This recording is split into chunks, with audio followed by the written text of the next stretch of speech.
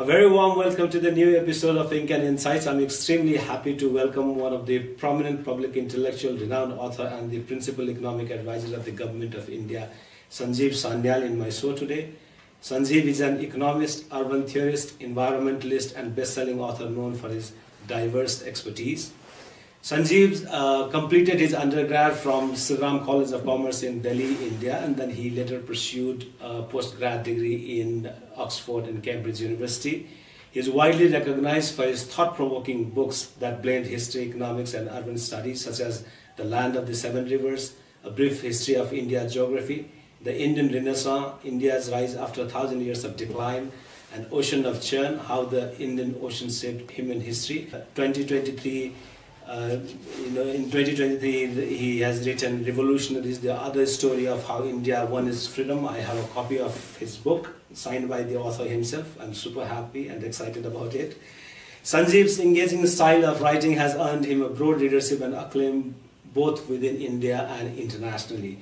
It's an honor to have him in my show. Thank you so much for your time, Sanjeev. Thank you very much for having me. Sanjeev, this is the first time you are speaking to a Nepali podcast. So for my audience, can you please tell us which part of India were you born and grown up? So I was born in Kolkata. I'm Bengali, and I mostly grew up in Kolkata. Although between the ages of 3 and 7, I did for some years live in Sikkim. So consequently, the first language that I knew how to speak fluently, interestingly, was Nepali.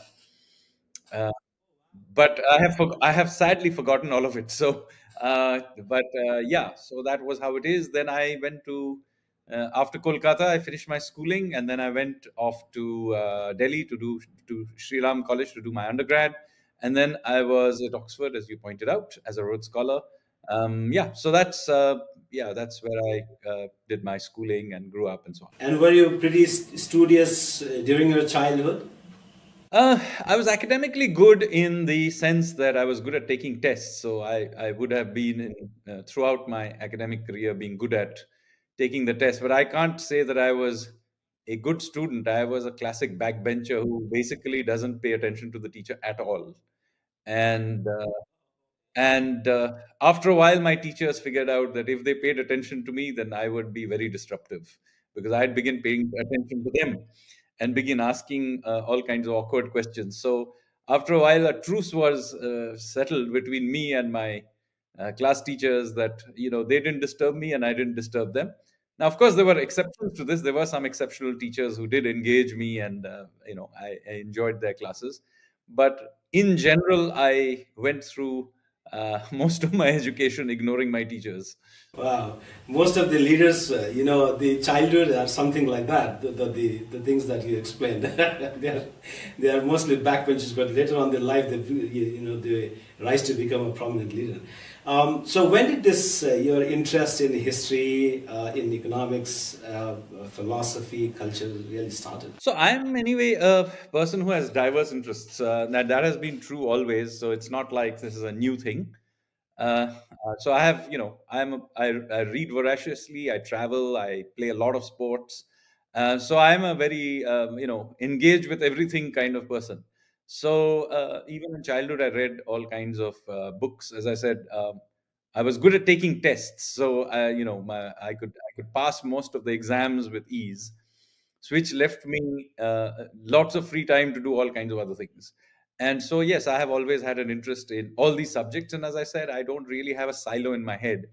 So, I mean, I read economics at the same time. I may be reading a journal, physics journal. Even today, I read, lots of science journals just for fun. Wow, interesting. Your first work, Land of the Seven Rivers, A Brief History of India's Geography, has won acclaim internationally. Can you please tell us what inspired you to write this book and what is this book all about? So, Land of Seven Rivers is not my first book. Actually, my first book is The Indian Renaissance, which was which was published in 2007. It was written earlier. And the Land of Seven Rivers is a geographical history of India. So, you can tell your history of a country in different ways. So you can talk about, this dynasty came, that dynasty came, this battle was fought. That's one way of saying it. Or you can tell in terms of cultural history, this is the style of architecture that evolved and so on. or you can, there are diverse ways you can. So one of the ways you can tell this story is how the geography of India has changed over thousands of years, and of course it's very much a part of the history. So if you came to the Indian subcontinent maybe 4 5 thousand years ago, the subcontinent was totally different. Sea levels were higher. The what you see today as Gujarat, the peninsula of Saurashtra, was actually an island. The Saraswati River was flowing. As I said, the northwest of India was a lot wetter than it is today, and so the landscape would have been different. And then we have gone through climate change. There have been human-induced changes, like for example, the rise and fall of cities over many cycles. So the original Bronze Age cities of Harappa. Then you have the next cycle, which happens with the classical Indian cities. Then after the destruction of many of these cities, the rise of the cities of the Turkic Mughal period, and then the next cycle of the colonial period, and now we are going through another round of urbanization with rapid growth happening right now. So India has gone through many cycles of urbanization, deurbanization. Similarly, the wildlife of India has gone through many cycles as well. Even I can relate to, when I was doing my undergrad in Chennai, India, the Chennai was completely different. And when I went recently to Chennai, it's like a big, huge city, It's completely changed. Yeah, and Chennai isn't even the city with the highest expansion. I mean, if you go to Hyderabad or Bangalore or Delhi NCR, the expansion has been, in fact, much, much faster. So, that kind of expansion that you have seen is incredible. But India has actually gone through these cycles before. So, the India built some of the first cities in the history, and then it also saw the collapse of those cities as the climate changed and the Saraswati River dried up.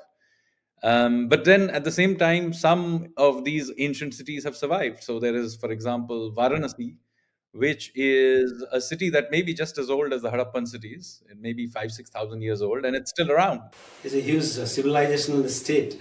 Yes, it absolutely. And of course, we share that civilization with Nepal, who, are just as much a participant in that civilization as we are.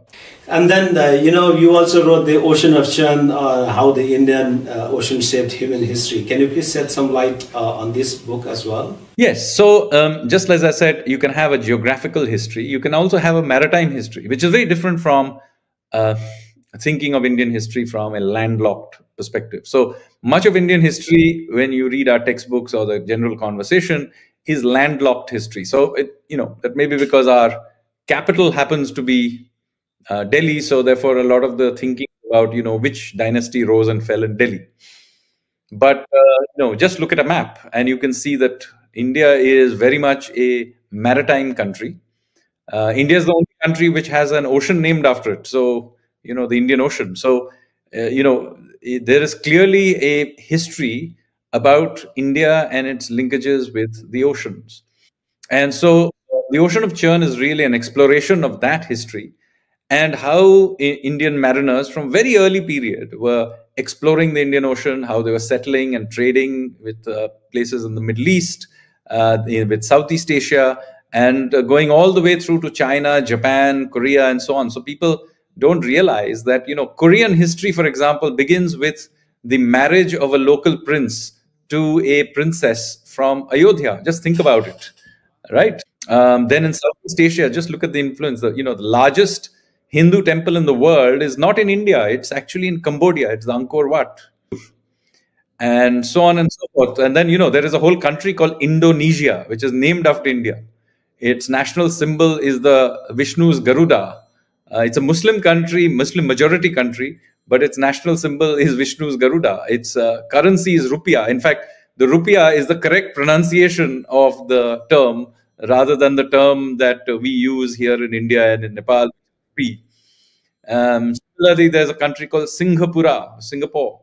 So, there is clearly a huge amount of Indian influence in the Indian Ocean world. And we just don't read about it in our history books. So consequently, the land of seven rivers was geographical history within India mostly. And the Ocean of Churn was really about maritime history, looking at India from the coastlines. Right. So, and then you have written other books as well, but what really has caught my attention and interest is the title of the book, The Indian Renosal: India's Rise After 1,000 Years of Decline. What is the central thesis of this work, and why did you use this terminology called Indian Renosal? So, this book, by the way, was written about 15 years ago. So, I was a much younger man. But even at that time, I was arguing that, look, India's place in the world has been in continuous decline for about 1,000 years. So, about 1,000 years ago, India accounted for something like one third of the world's economy. Okay, it had the best universities. It was advanced in every which way you could think of. Many of the things that you think of are Indian contributions to world history, from yoga, mathematics, chess. All of these comes from before 1,000 years ago. Then, slowly but steadily, India's place in the world began to decline. So, by the time the Mughals were running India, it had already declined to about a quarter of world GDP. So, it's still the single largest source of GDP growth for the world, but it is now only 25% and not 33%. So, it's already in decline. And then through the Mughal period, that ratio keeps declining. And by the time the British take over India, China's economy is already bigger than ours in 1820. And then from there on, there is a sharp decline in India's share in world GDP. So by the time the British leave, our share in world GDP has actually fallen to only 4% of world GDP.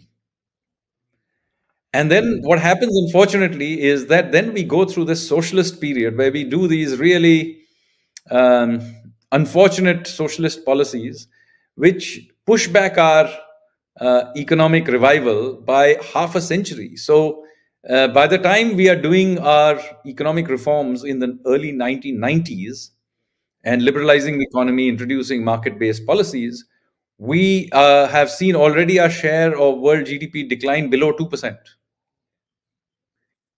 So, what happens since then is that we begin to do reforms. Our economy finally begins to grow, initially at the rate of world growth and then faster than world growth.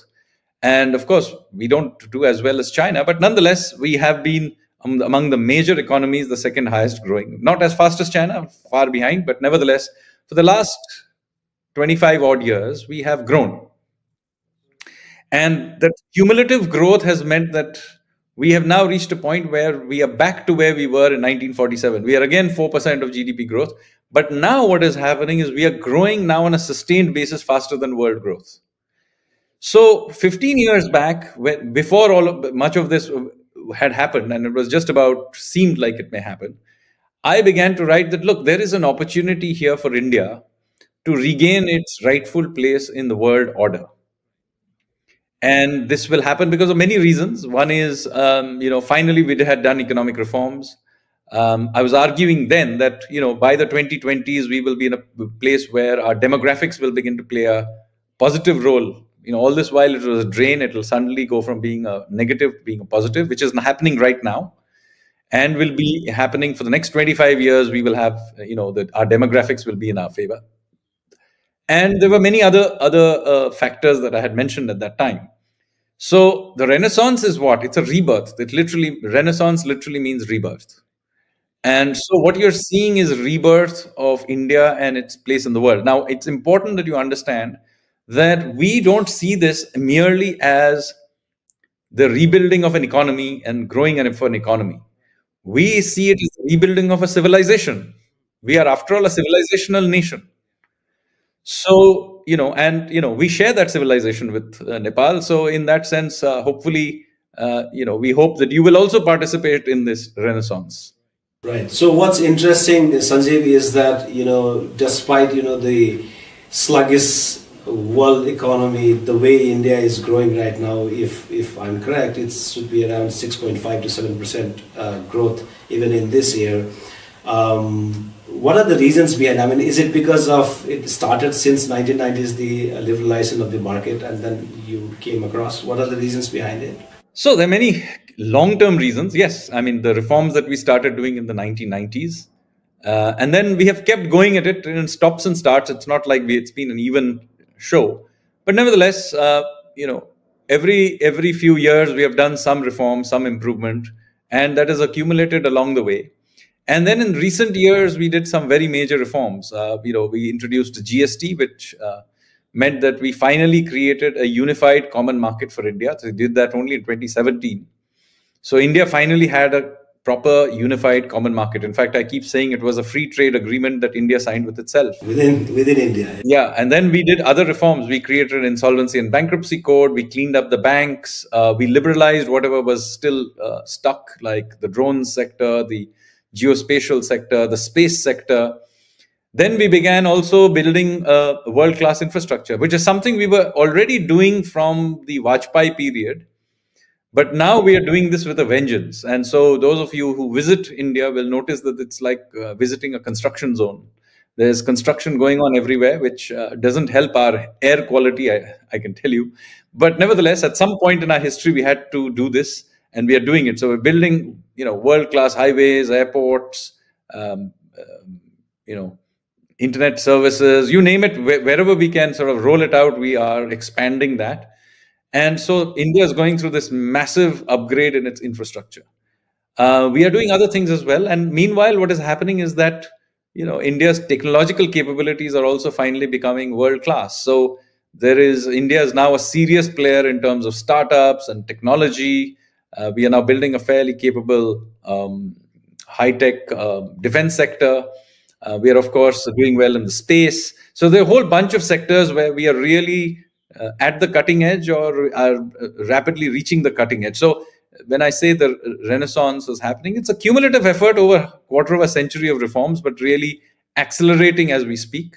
And the result of that is the Indian economy is already the world's fifth largest. If you in dollar terms, US dollar terms, it's fifth largest. But if you correct for purchasing power parity, we already are the world's third largest economy. And we are growing the fastest as well. So even in US dollar terms, we'll go past Germany's size in about 18 months' time. And another 18 months on the other side, we will go past Japan. And so then we will be the world's third largest economy, no matter how you measure it. This doesn't mean that we have solved all our problems. We will still be quite poor in per capita terms. So in per capita terms, we will still be a poor economy. But nevertheless, there are some benefits of growing the size of the economy just in sheer scale. First of all, even if we are poor, per capita incomes are rising now rapidly. And this is happening partly, of course, mostly because we are growing faster. But do remember that our population growth rate has also slowed very sharply. So both the combination of that means that almost all our growth is going into per capita growth, income growth. So our per capita incomes are rising. In addition to that, of course, sheer size means that our tax revenue collections are growing. Our ability to negotiate in the world is growing because we have bigger bulk and so on, which we just couldn't do in the past, which we can do now. In ways that were simply not possible for us to do, say, a decade ago. Right. So what implications would it have? The rising India implications to the South Asian region. Well, I'll leave Pakistan out because that's a special case, and we don't have very many economic relationships with them. But for the rest of the region, obviously, it means that we are a rapidly growing economy into which they can plug and play in various ways. So we are a source of demand and of supply. So there are many products that you may have had to export from very far away locations. Now India can provide it to you. At the same time, we can be a source of demand for whatever it is that you produce. So, Bhutan, for example, exports electricity to us. We send a large number of tourists to Bhutan. And, Indian tourists now are the high-end Indian tourist is one of the highest spending tourists in the world. It's not about the old day, that you've got to stop thinking about Indian tourists as being the guys who turn up and want the cheapest deal everywhere. That segment is still there. But we also have high-end tourists who fly around the world and spend, a large amount of money. And that's, by the way, the impact of that is very visible inside India. So, if you went to these expensive heritage hotels in Rajasthan, for example, if you went there 10 years ago, you would see that the hotel rooms were basically occupied by Europeans who were the only people who could pay those high hotel tariffs. Today, you will see that bulk of those guys are Indian because we have the money to pay for it, and whether it's destination weddings inside India or whatever it is, I mean, there are Indians have the money to spend. And of course, there's the bulk tourist as well. I mean, not to be sniffed at. I mean, they may not be spending per capita, but there are very large numbers of them 1.4 billion people. Even if a small number of them go on a holiday, it's a lot of people. So it's really up to countries around India to tap into it and find their niche.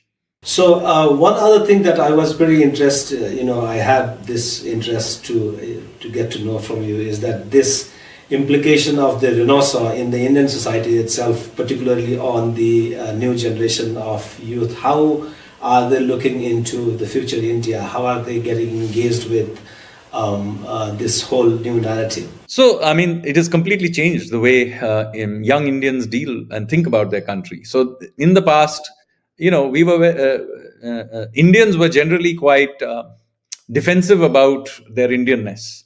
So, or even for that matter, their Hinduness. That is stopped being the case. We are unapologetic about who we are. Some old style, Western commentators and sort of so-called old India hands may find this disconcerting because we are no longer,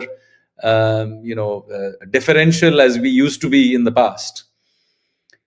So it comes with that, but it comes with a sort of risk-taking attitude that simply didn't exist before. So, for example, if you go to our top universities today, okay, and I'll describe how it has changed over the last 30 years. So, when I joined Delhi University in 1989, if you had come to any college in India, which was high-end college, one of the better ones, and asked students there, what do you want to do? I can assure you that there were one of two answers you would get. Either they would want to become civil servants, so they want to write the UPSC, or they wanted to go abroad. Now that changed while I was at university. Okay. And so, yes, there were still people who wanted to do the UPSC and some still people wanting to go abroad. But then a very significant number began to do MBAs. So in the 90s, the craze was you did IIT, IIM. That was everybody used to joke, you did IIT, then you did IIM, and then you got yourself a job in a financial firm very often.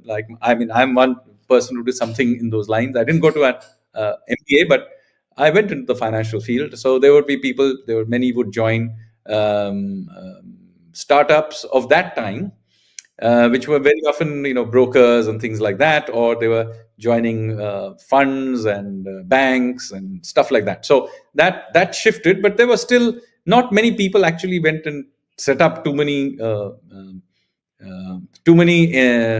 what should I say, startups on their own. There were the odd one who did it the very end of the 1990s, would set up some of these .com companies and so on. But by and large, there were a few, but it was something new. Now, if you went to an Indian university and you ask around, you'll find relatively few people want to do the UPSC exam. There are still some who do that, but they are a small minority. And similarly, there are people who want to join the corporate sector and so on, like my generation did. But a very large proportion of them want to do all kinds of innovative things. And so, of course, if we went to some of the science and engineering colleges, like the IITs and so on, very large proportion of them actually want to go set up their own startup. Right. So even my friends from undergrad, days, they are much into this startup from the Loyola College. Yeah. So that is one part, but that is not the only kind of risk taking. So there are all kinds of people. There are people who are going seriously into sport, the people who want to be writers, they want to, do all kinds of things that are higher risk career profiles, which would not have been the case. So even if somebody wanted to be a writer in my generation, they would not have stood up and say, I want to be a writer. He would have said, I want to do something else. I want to job. And yes, by the way, I also have a hobby as a writer. So today somebody will say, no, I actually want to be a writer. Yeah. full-time dedicated writer. I mean, he may or may not succeed. So I don't know if he or she will actually succeed. That doesn't matter. The point is they want to be doing that. And similarly, the people who want to get into professional sports, the people who want to do all kinds of things. Somebody wants to be an astronaut. I mean, there are all kinds of opportunities. Right. So Sanjeev, so it's often been said that every great mind has someone to mentor, or that who's look towards someone as inspiration. Do you have any such inspiration? Well, through the course of my life, at different points in time, I've had many people who I've worked with who are real inspirations. So when I first began working, there was an economist, a Singaporean economist called Manu Bhaskaran, who was a mentor. And through the course of my life, I have, I met my current chairman of the Prime Minister's Economic Council, Vivek Debroy, is a mentor. And of course, I work directly as the Prime Minister's economic advisor. So, it's probably a bit too much to call him a mentor personally, but certainly somebody I very much work closely with and look up to him. And he has been a true inspiration, not just for me, but for tens of millions of Indians as we go through this massive transformation that I just described. So yes, Prime Minister Modi is certainly somebody I look up to. Thank you so much, Sanjeev. It was really wonderful talking with you, and it was fantastic talking with you. Thank you so much for your time once again. Thank you. It was a great conversation.